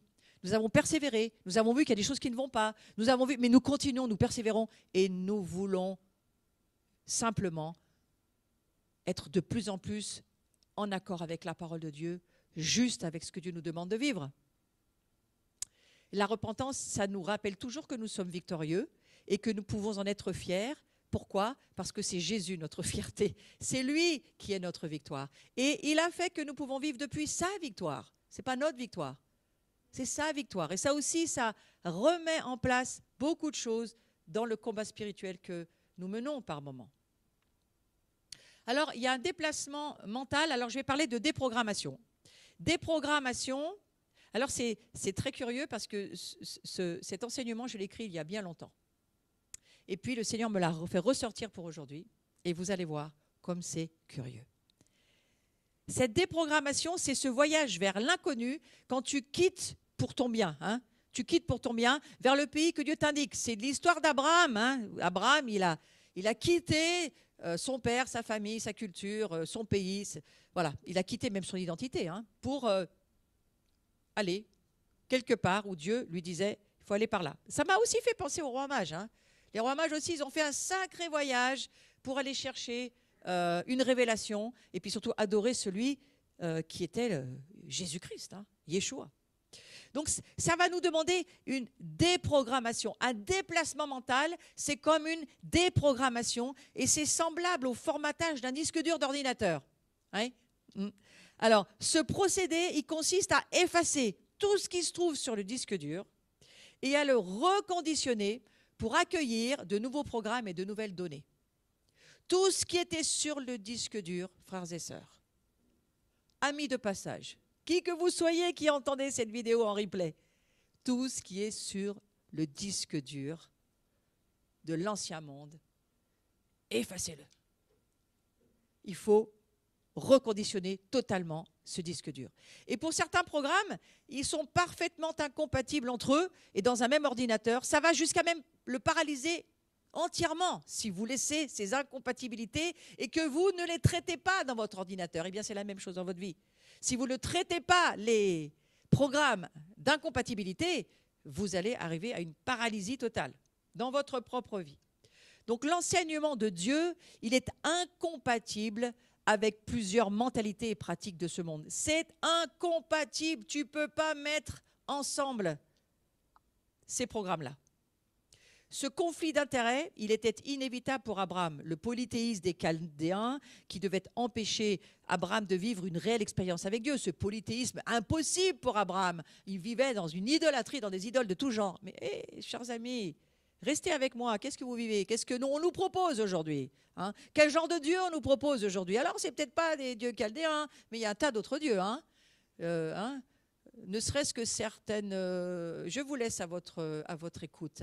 Je ne souhaite pas... Je n'ai pas d'idée particulière. C'est juste que demandez un discernement par le Saint-Esprit des dieux qui vous sont proposés dans votre vie. Et parfois, vous savez, on les voit pas comme des dieux. On les voit comme des désirs de nos cœurs. Mais ce sont des dieux qui nous sont proposés. Attention. Donc l'injonction à tout quitter, ça va aussi là-dessus pour nous aujourd'hui. Le Seigneur nous dit, tu veux rentrer dans mon royaume? Il va falloir quitter. Alors lui, il a dû quitter sa nation, son peuple, la maison de son père, et c'est une injonction à quoi faire. Nous, on ne va pas forcément avoir à quitter ça, parce que je vous ai dit, le Saint-Esprit pour chacun, et on a une écoute pour chacun. Donc, voilà. Mes brebis entendent ma voix, je les connais, elles me suivent, c'est ce que dira Jésus. Donc nous avons à écouter ce que Dieu nous dit et à savoir où il veut que nous soyons, dans quelle maison il veut que nous soyons, où est-ce qu'il veut que nous vivions, dans quelle région, à quelle adresse. Ça, c'est Dieu qui va nous le dire. Mais à côté de ça, pour moi, ça veut dire, l'histoire d'Abraham, qu'il a dû abandonner tout ce qu'il a acquis. Il a dû abandonner sa culture, il a dû abandonner la mentalité et les identités ou les coutumes de son époque. Et nous, vous savez, ouvrez ne serait-ce qu'une demi-heure à, je ne sais pas, 21h, je ne sais plus les horaires, je ne regarde pas trop, moi, la télé, mais et regardez ce qu'on propose au monde. Eh bien, dites-vous, ça devient des coutumes. Vous avez des gens qui ne viennent pas à certaines réunions parce qu'ils ont leur série, ils ont leur film à telle heure. Ça devient des coutumes. Hein. C'est des coutumes, des traditions. Ah ben non, mais nous, on veut pouvoir adapter nos horaires parce qu'on est pris par d'autres choses. C'est une forme d'idolâtrie aussi.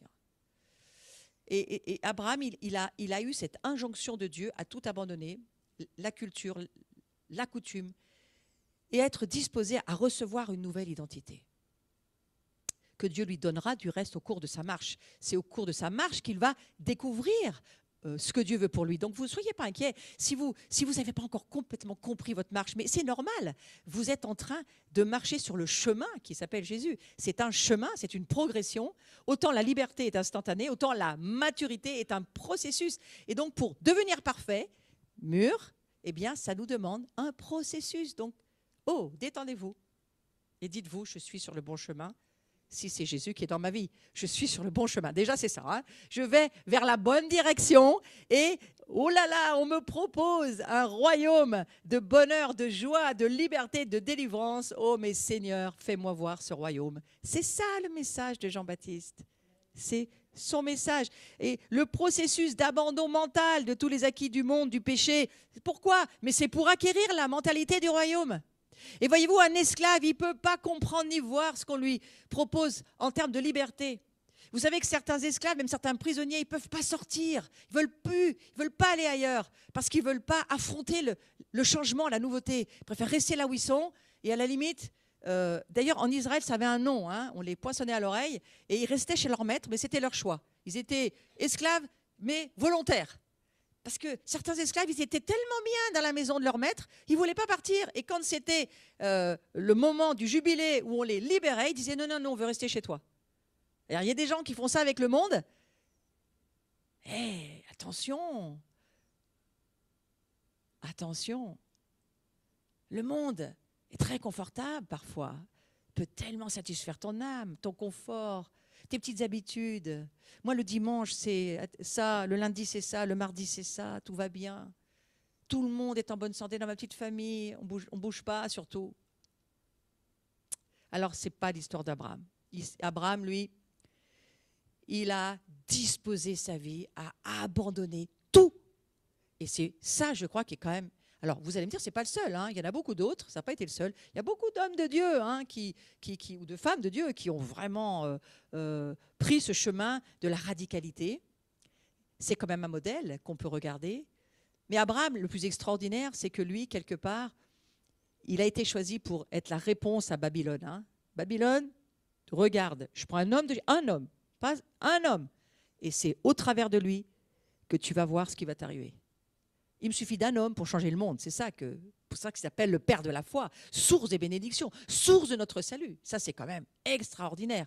Mais on remarque cela. On remarque qu'il a quand même été un homme qui a su abandonner son cœur. C'est pas tant de... On pourrait faire des grandes listes, hein, mais au total, ça veut dire quoi?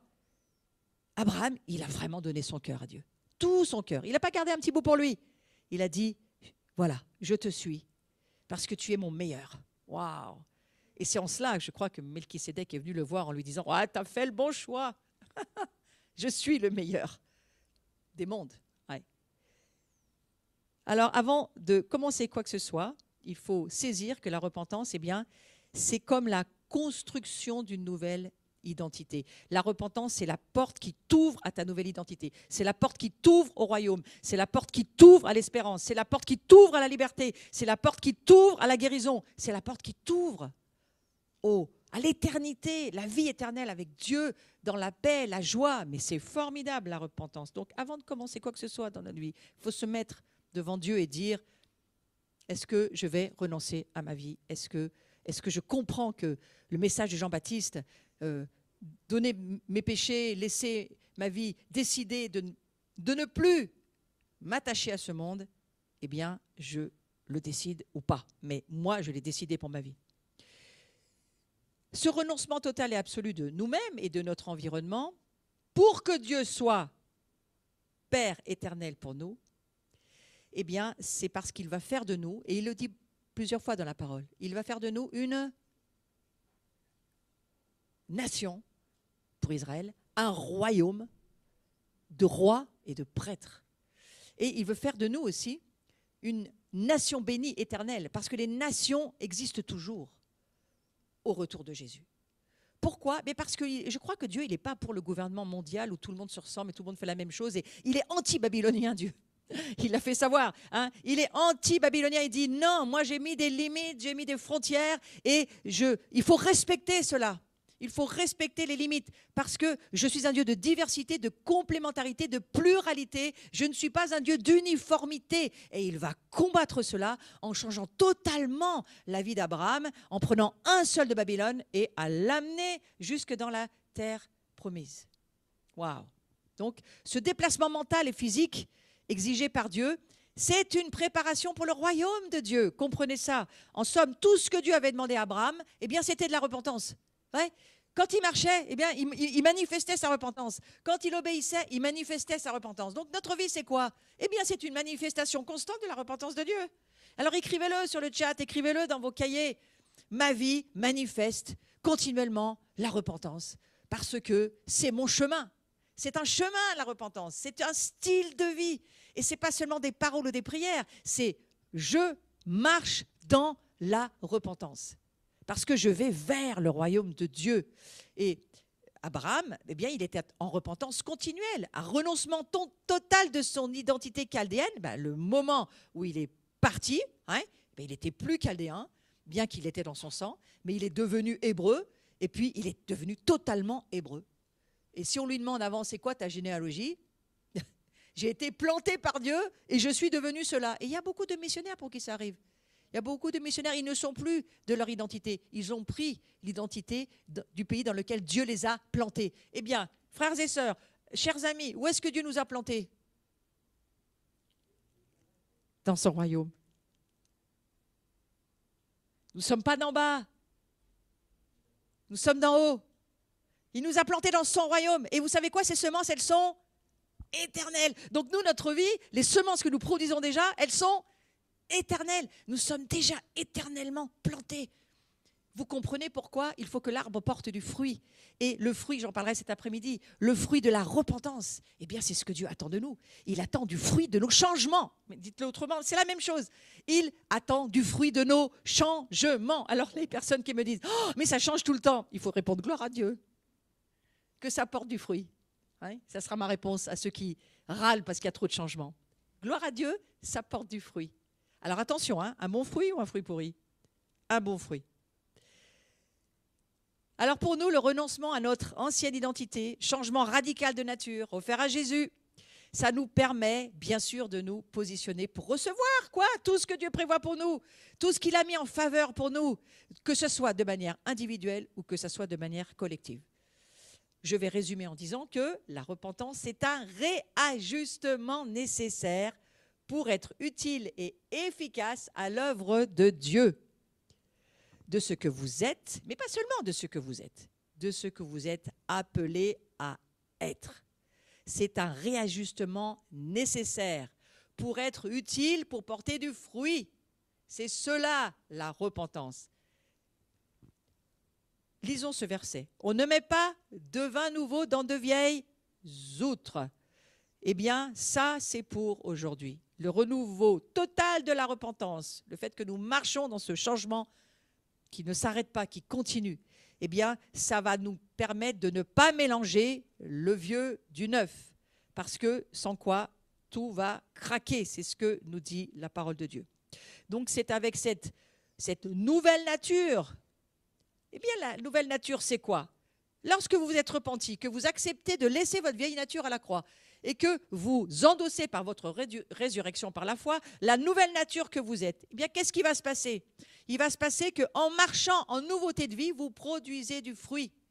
En obéissant, en faisant ce que Dieu vous dit, vous produisez du fruit. Donc, cette nouvelle nature que vous êtes, eh bien, elle est le produit de la repentance. Le royaume de Dieu, il est le produit de la repentance. Ce que vous êtes en Christ et que vous êtes en train de devenir, c'est le produit de la repentance. Donc, vous voyez qu'il y a déjà beaucoup de fruits sur cette terre pour Dieu. Tout chrétien qui marche dans l'obéissance, qui écoute Dieu et qui fait ce que Dieu lui dit, qu'il pêche encore ou qu'il se trompe encore, eh bien là, il y a moyen de récupération. Mais lorsque nous sommes réellement, et nous le sommes, enfants de Dieu, nous portons du fruit, eh bien c'est le produit de notre repentance.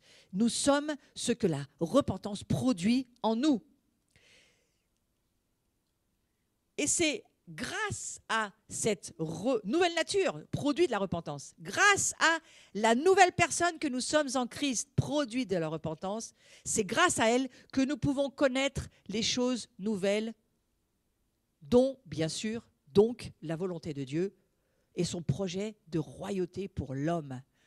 Nous ne pourrions pas comprendre, même pas accepter l'idée de cela, si nous n'avions pas l'Esprit Saint en nous, qui lui, eh bien, lui, il est celui qui va tout nous décoder et puis il va nous faire amener du ciel sur la terre la révélation, parce que sinon on ne comprendra rien.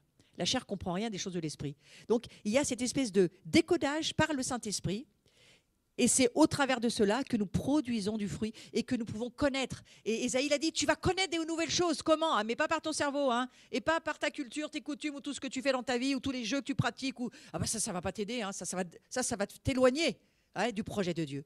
Mais à partir du moment où ta vie radicale, vraiment radicalité de choix, s'attache à l'écriture et s'attache à chercher ce que Dieu veut pour ta propre vie et vit avec l'Esprit Saint qui, il est toujours avec nous, on ne peut pas le perdre, il est en nous. Hein. Au moins, on a ça de bien, c'est le seul truc que je ne peux pas perdre, moi. C'est le Saint-Esprit, parce que je perds beaucoup de choses. Hein, mais le Saint-Esprit, on ne peut pas dire à Dieu, oh, je l'ai perdu, je ne sais pas où il est. Hein, il est en nous et celui qui est en toi, il te dirige tout le temps. Donc, c'est extraordinaire de penser à ça. Donc le fruit de la repentance, eh bien, c'est la nouvelle nature, c'est connaître les nouvelles choses, c'est connaître le projet du roi, du royaume, d'être des sacrificateurs, des saints. C'est le fruit de la repentance. C'est l'énormité qu'amène Jean-Baptiste en disant « Ouais, il y a un nouveau monde qui arrive, mais vous avez une mentalité d'esclave, vous ne comprenez rien, changez tout parce que au secours, on ne peut pas mettre des esclaves dans le gouvernement ministériel de Dieu. On veut des hommes libres, libres de plus pécher, libres de faire des choix, libres de comprendre ce que Dieu veut. On doit connaître le cœur de Dieu. Comment vivre pour Dieu si on ne connaît pas le cœur de Dieu? Ouais. J'ai bientôt fini, mais pas encore tout à fait. Vous comprenez pourquoi aucun mélange, cette nouveauté initie une nouvelle relation avec Dieu et donc une nouvelle vision du monde. Donc on a une vie qui est très différente maintenant. Maintenant, on ne va plus être en connexion qu'avec notre âme et tout ce qu'on a envie de faire. Maintenant, on est en connexion avec un Dieu qui, décodage par le Saint-Esprit, qu'il faut garder en relation constante, mais pour ça, on a l'Esprit Saint en nous. Et puis, réinitialisation, pourquoi? Mais parce que ton vieux téléphone, là, ton ancien monde, il ne marche pas. Il faut prendre un téléphone branché dans les cieux. Et ça va changer des choses. Parce qu'on est une nouvelle création. Alors, on va le relire avec ce que je viens de vous dire, avec la profondeur d'aujourd'hui. Vous n'allez pas lire de la même manière. Prenons ce verset de 2 Corinthiens, chapitre 5, verset 17. Si quelqu'un est en Christ, vous voyez le si quand même très important. Vous pouvez ne pas l'être. Si quelqu'un est en Christ, il est une nouvelle créature. Les choses anciennes sont en train de passer, mais elles sont vraiment passées légalement. Elles sont passées, c'est passé. Le pécheur, les problèmes de péché, les problèmes d'addiction, vos blessures, tout ça, c'est passé pour certains, c'est en train de passer pour d'autres, mais choisissez l'idée que c'est en train de passer. Voici, toutes choses sont devenues nouvelles. Pourquoi? Mais parce que le nouveau royaume qui vous est proposé, il n'a rien à voir avec l'ancien monde. Et oui, il y a beaucoup de gens qui disent aujourd'hui, on va revenir comme avant. Moi, des fois, j'aime bien dire non. Non. Non, parce qu'il y a quelque chose de Dieu là derrière quand même. Non, parce que les méthodes ont changé. Non, parce qu'on n'imprime plus. Maintenant, c'est tout par connexion, c'est par Wi-Fi, c'est par les airs. Non, oui, mais si jamais il y a plus d'électricité, alors il faut quand même qu'on ait des papiers. Non, parce que ta maison peut brûler, ça ne sert à rien. Donc voilà, c'est une nouvelle ère, c'est autre chose. Il faut passer dans la foi, il faut faire comme Abraham, on avance et Dieu va nous dire. Et on a l'Esprit Saint. Et puis, si jamais il n'y a plus d'avion, il y a toujours la téléportation. Je vais sur le nouveau chemin royal. Il y a un nouveau chemin royal. Nous ne le connaissons pas, mais nous y allons. Ésaïe, chapitre 43, versets 18-19. Ne pensez plus aux événements passés. Ne considérez plus ce qui est ancien. Vous pouvez l'écrire sur votre feuille. Je ne pense plus aux événements passés. Si vous avez une vie de péché, une vie de patachon, ou si vous avez une vie d'athéisme ou dans l'occultisme, ne pensez plus aux événements passés. Vous voyez, le combat des pensées, ça va là. Ne considérez plus ce qui est ancien. Ah oui, mais quand même, il faut garder, on ne sait jamais. Eh bien, voyez, moi, cet été, j'ai dû changer tout mon salon et j'ai tout changé. Tous les mêmes. Vous revenez chez moi, mes enfants me disent « Ah, mais on ne reconnaît pas ». Eh bien, parce que parfois, il faut faire un acte prophétique, on va dire, dans le terrestre. Ça aide. Et je ne l'ai pas fait pour ça seulement, mais je l'ai fait un peu pour ça aussi. Ne considérez plus l'ancien. Ne vous appuyez pas sur l'ancien. Mais là, on ne parle pas des anciennes choses bonnes. Non, il y a des bonnes choses anciennes, il faut les garder. Ne considérez plus l'ancienne mentalité d'esclave, l'ancienne mentalité de votre vieille nature qui faisait que vous faites obstacle au nouveau. C'est de ça dont il est question. Voici, je vais faire une chose nouvelle, sur le point d'arriver. Ne la connaîtrez-vous pas? Je mettrai un chemin dans le désert, on l'a lu tout à l'heure, des fleuves dans la solitude. Mais ça, si vous pouviez vous souvenir de ça ce matin. La repentance, c'est Dieu crée des chemins qui n'existent pas. Dieu crée des fleuves là où il n'y a pas d'eau. Dieu ouvre des voies qui sont inexistantes dans le monde naturel. Mais dans le monde spirituel, elles existent. Dieu, c'est le Dieu du tout est possible. Et c'est ce que dit Ésaïe et c'est ce que dira Jean-Baptiste. Ceci dit, entre nous, il n'y a jamais eu de chemin dans le désert. Un désert, justement, par définition, c'est parce que c'est un désert. Donc, il n'y a pas de chemin. Et donc, par définition, eh bien, Dieu est en train de dire, quand il n'y a pas, moi, je peux. C'est ça qu'il dit. Je vais mettre un chemin dans ton... C'est pas possible. Il n'y a pas. Et bien, Dieu, il dit, moi, je peux, quand toi, tu me dis qu'il n'y a pas. Parce que je suis Dieu, pas toi. Ah oui, mais je ne comprends pas. Justement, il ne faut pas comprendre. Il faut croire. Repentez-vous et croyez à la bonne nouvelle du royaume. Combien de... Personne n'arrive pas à croire que que Dieu pardonne vraiment les péchés. Ils n'arrivent pas à croire que ta vie de meurtrier, ta vie d'assassin, ta vie d'abuseur, ta vie de pédophile, c'est fini si tu donnes ta vie à Jésus. Tu deviens quelqu'un d'autre. Ouais, il faut le croire aujourd'hui. Jésus, il est le chemin de la repentance et il est totalement nouveau. La nouveauté du royaume surpasse nos attentes et notre entendement humain. Mettez ça dans vos notes. La nouveauté du royaume. Moi, j'aime le mot nouveau. Nouveau, ça veut dire que tu ne sais pas ce que c'est. Tu ne connais pas. On n'a pas idée de ce que va être l'homme nouveau. Les Juifs et les Grecs n'existent plus, mais il va y avoir un homme nouveau qui va être, bien que les nations continuent, il va y avoir un homme nouveau qui va être la réconciliation. Je vais en parler cet après-midi, ce mur qui va tomber entre les hommes et surtout entre les Juifs et les gentils. Le mur va tomber, on va devenir un seul homme nouveau. Un homme nouveau, ça veut dire que tu ne connais pas. Tu ne sais pas. Fais comme Abraham, marche sur un chemin, mais essaye pas de tout expliquer. Je redis, la nouveauté du royaume surpasse nos attentes. Mais surtout, la nouveauté du royaume, elle surpasse notre entendement humain. Ton entendement humain ne peut pas comprendre ce que Dieu va faire. Et je crois qu'on est dans une transition, dans un âge en ce moment qui se termine, où tout s'embrouille. Alors il y a la Babylone qui met toute sa confusion, on est d'accord, mais il y a aussi quelque part un ébranlement. Et c'est le mot que je vais utiliser là maintenant. Il y a un ébranlement de toutes choses. Dieu a dit, encore une fois, à la fin, je vais tout ébranler. Vous savez, vous avez fait un beau château de cartes, il tombe, vous le refaites. Vous dites là, il ne bouge plus. Là, il reste comme ça. Ouais. Et puis, non, je redéfais encore ce château de cartes. Je vais encore ébranler toutes choses. Pourquoi ? Parce qu'il le faut. Parce que, comme ils sont actuellement, ils ne peuvent pas entrer dans mon nouveau. Ils ont encore des mentalités de ce monde, des coutumes, de la tradition, de l'esclavage. Ils ne peuvent pas entrer dans mon monde. Et mon monde, c'est un monde que personne ne connaît. Il n'est révélé que par le Saint-Esprit. Donc je nous encourage à surtout pas nous décourager, parce que le message de Jean le Baptiste, eh bien, c'est juste un chemin qui prépare à quelque chose de nouveau, une préparation morale, une préparation spirituelle, culturelle, une préparation pour adhérer à la nouvelle alliance. Et vous savez, la nouvelle alliance, alors ça ne veut pas dire qu'on n'a plus rien à faire, mais ça veut dire que maintenant, il va falloir qu'on comprenne quels sont les statuts moraux que nous avons à suivre, qu'est-ce que nous n'avons pas à suivre, qu'est-ce que nous avons à faire, qu'est-ce que nous n'avons pas à faire. Eh bien ça, c'est toute la vie en communauté qui nous l'apprend. Je vais finir pratiquement. Mais j'ai envie de pousser un cri.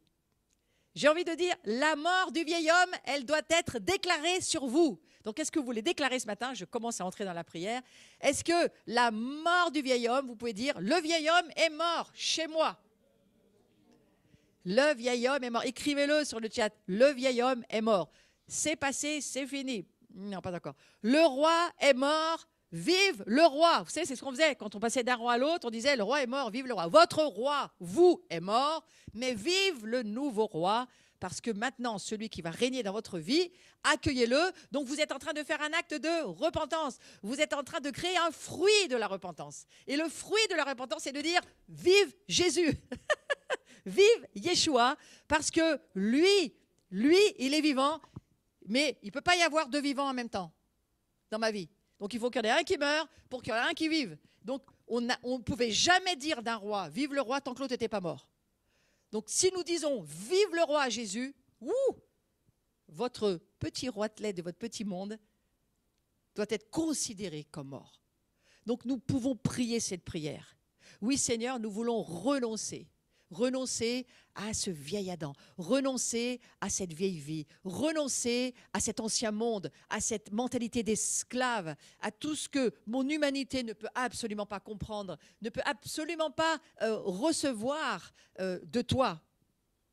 Mais parce que tu envoies Jésus et parce qu'il y a le Saint-Esprit en nous, alors nous pouvons commencer à manifester les fruits de la repentance. Disposer notre cœur afin que Dieu implante en nous sa nouvelle culture du royaume. Implante en nous ta nouvelle culture du royaume, Seigneur. C'est ma prière ce soir. Que la repentance de notre vie, si nous ne nous sommes jamais vraiment repentis, et que si toi qui écoutes en replay, tu n'as jamais vraiment donné tout ton cœur au Seigneur, alors faisons-le ce matin. Donne ton cœur au Seigneur. Laisse-le implantés dans son royaume. Et vous savez, il y a un verset qui dit, il nous a transportés du royaume des ténèbres dans le royaume de sa magnifique lumière. Qui l'a fait? Lui. Comment? Il nous a transplantés. Il nous a donc implantés. C'est comme un implant d'une dent qu'on met dans une gencive. Hein. Il nous implante et puis ça prend racine et puis on devient des citoyens du royaume de Dieu. Et ça, c'est formidable. Et c'est ce qu'a vécu Abraham. Abraham a été implanté de la Babylone en terre de Canaan, qui est devenue la terre promise, qui aujourd'hui est Israël. Eh bien, il est devenu quelqu'un d'autre. Il est implanté, il est devenu le père des Hébreux, des Juifs. Ouais. Eh bien, nous, aujourd'hui, nous sommes citoyens, nous sommes implantés dans le royaume de Dieu. Et je prie que cela devienne une révélation. Et maintenant, je vous invite à vous lever, si vous le souhaitez. En tous les cas, c'est une façon de montrer que nous sommes en présence du grand Dieu. Et nous allons terminer ensemble en déclarant une prière pour ce matin. Cette prière est un peu longue, mais nous allons la faire totalement parce que nous sommes prêts à obéir à Dieu. Nous y sommes ? Très bien. Allons-y, déclarons-le à haute voix. C'est une année pour la déclaration à haute voix. C'est important. Prions que le règne de ce monde meure en nous et pour que vive le règne de Dieu dans notre vie. Nous nous repentons et reconnaissons qu'il n'y a pas d'autre solution que celle de Jésus-Christ. Nous reconnaissons que nos voies ne mènent nulle part et que nous devons les abandonner pour nous tourner ensuite vers Jésus, jusqu'à ce que nous cessions de suivre nos propres voies, nous périssons. Notre choix d'aujourd'hui, c'est de suivre Jésus-Christ et la volonté de Dieu. Donc, tous ensemble, nous reconnaissons notre échec sur nos propres plans et nous renonçons au premier Adam et à l'héritage négatif qui lui est attaché. Nous renonçons à notre vieille nature de pécheur et nous renonçons à faire de ce monde notre modèle. Nous décidons de ne plus nous conformer à ce monde et à ne plus nous rattacher à ses valeurs. Nous renonçons à ce qui constitue notre bagage quotidien, tout ce qui nous est familier et qui nous empêche de changer de vie. Merci Virginie. Nommez-les et renoncez-y. Prenez un moment.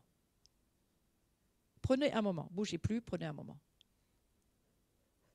À quoi le Saint-Esprit nous dit de renoncer? Vous êtes responsable de ce que vous entendez.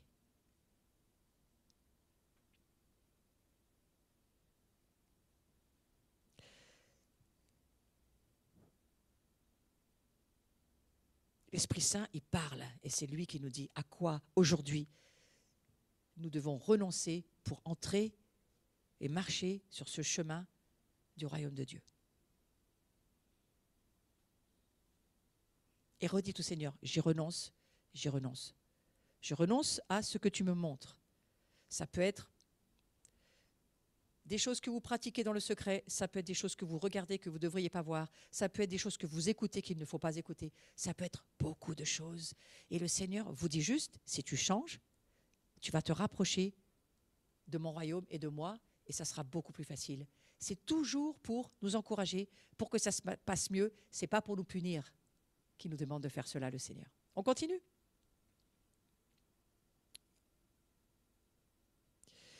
Nous répudions notre passé et notre ego.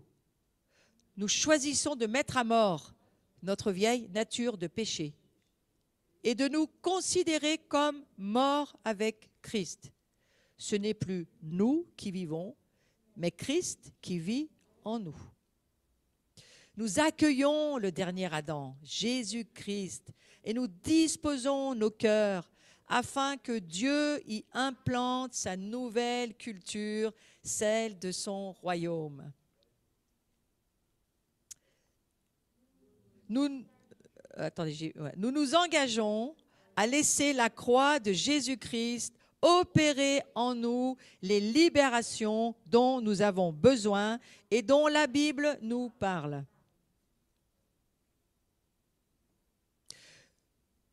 Nous nous engageons à continuer à renouveler notre intelligence afin que nous puissions connaître la volonté parfaite de Dieu pour notre vie et notre destinée. Nous prions au nom de Jésus et nous remercions le Saint-Esprit qui vit en nous et qui nous a promis qu'il nous enseignera toutes choses et qu'il nous conduira dans toute la vérité. Et nous allons dire un grand Amen. Le roi est mort et on va dire tous ensemble, vive le roi! Et si l'ancien roi ne meurt pas, il n'y a pas de place pour le nouveau roi Jésus. Donc la bonne nouvelle de la repentance, elle marque le départ du roi méchant, celui qui était en nous, le méchant roi, il est parti, il n'est plus là. C'est un petit peu comme une investiture de présidence. Il y a un président qui s'en va, il n'y a plus rien à voir dans le gouvernement, et c'est le nouveau roi qui vient, et ce roi, c'est Jésus. Donc je vais clôturer cette matinée avec cette parole. La vraie nouveauté, c'est que le royaume des cieux descend sur terre et propose aux humains d'y accéder par une simple repentance. Votre décision de repentance ce matin permet au royaume des cieux de continuer à descendre dans votre vie. Souvenez-vous, c'est un style de vie, que ta volonté soit faite sur la terre comme au ciel, mais surtout que ton règne, que ton royaume vienne. Et le royaume de Dieu ne peut venir que par la repentance. Amen. Je vous remercie chacun qui avait suivi cette matinée. Et j'aime finir avec ce verset, j'attendais qu'il arrive. Si je vis, ce n'est plus moi qui vis, c'est Christ qui vit en moi.